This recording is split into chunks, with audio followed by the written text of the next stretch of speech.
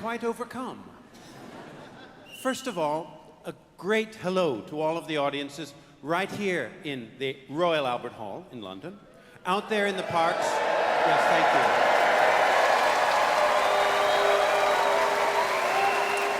And all across the parks throughout the UK, and to all of you listening and watching around the entire world.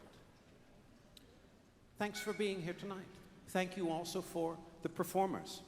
We have thanks and congratulations to literally thousands of extraordinary people who've given their gifts to us through music, the entire run of the Proms season. All of these performers, and especially tonight's performers, I'd like you to especially thank them. We have the BBC Singers. Please stand.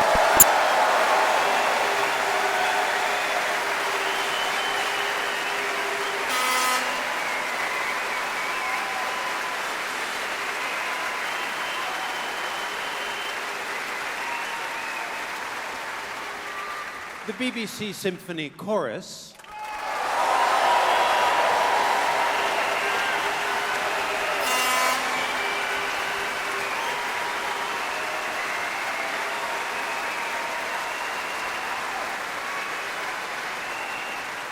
And then my own, I have to say, my own personal favorite, the BBC Symphony Orchestra.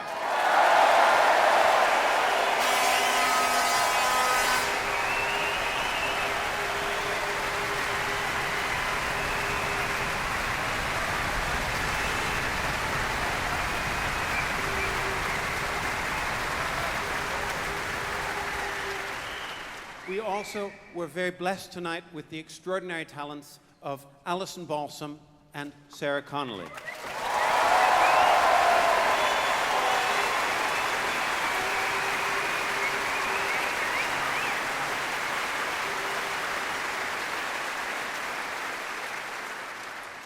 And to the orchestras, choirs, and soloists out there in the 5 parks in Glasgow, Swansea, Hillsborough in Ulster, Salford, and Hyde Park, London, right across the street.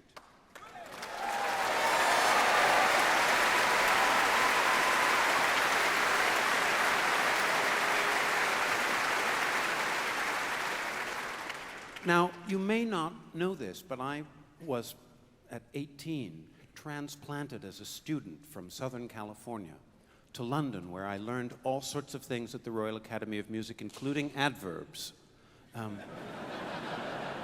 Somehow they haven't reached the west coast of the United States yet. And once I remember actually being in a room at the Royal Academy of Music with the bust of Henry Wood, and it was just the two of us. He didn't say very much, but I felt his imposing figure. And when you think about it, Henry Wood single-handedly conducted literally hundreds of promenade concerts, and we are here today because of him. So let's give 3 cheers. Hip, hip! Oh, louder, please. Hip, hip! That's better. And the final one, hip, hip!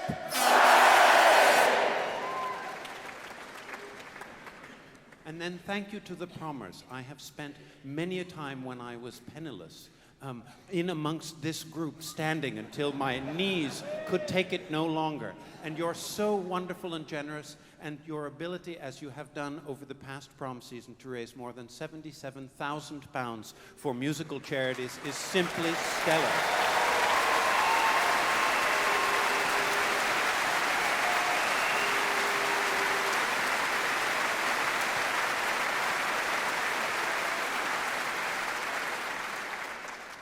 You know, and finally, I'm a Yank, you know. I come from that side of the pond. We feel really bad about the tea in Boston. Can I just say that? It has contributed to some of the most remarkable aquatic life in the Massachusetts coastline. I think it was particularly the Assam which took with the oysters.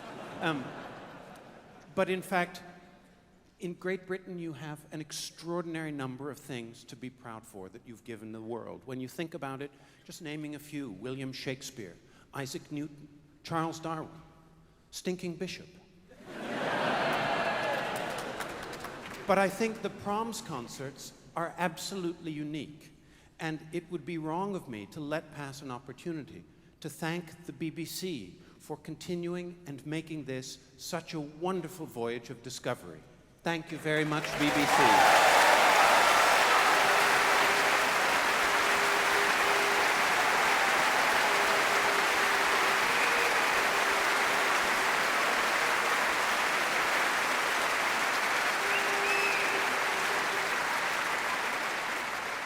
But I think there must be hundreds of people backstage at the BBC now saying, oh, he's gone over time, he's gone over time. And so I'd like to keep it short. One of the things that happens in this extraordinary society where today people are watching this around the globe in real time, right, while it's happening here. Music, this thing that sort of is always fleeting from us and always escaping and that we always wish we could hold on to, and that's what makes the last night of the Proms so wonderful.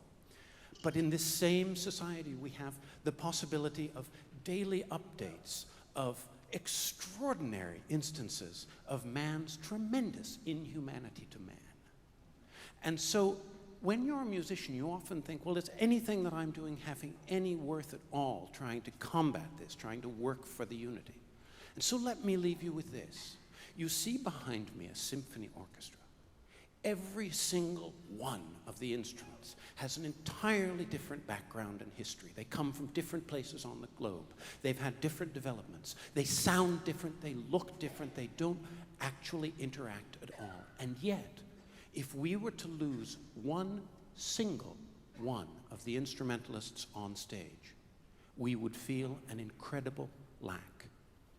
And so, when the next time that your soul sinks, assailed with some sort of horrid indication that people can't get along together, please remember the orchestra, which is a very powerful symbol that the things which unite us are far, far stronger than the things which would seem to keep us apart.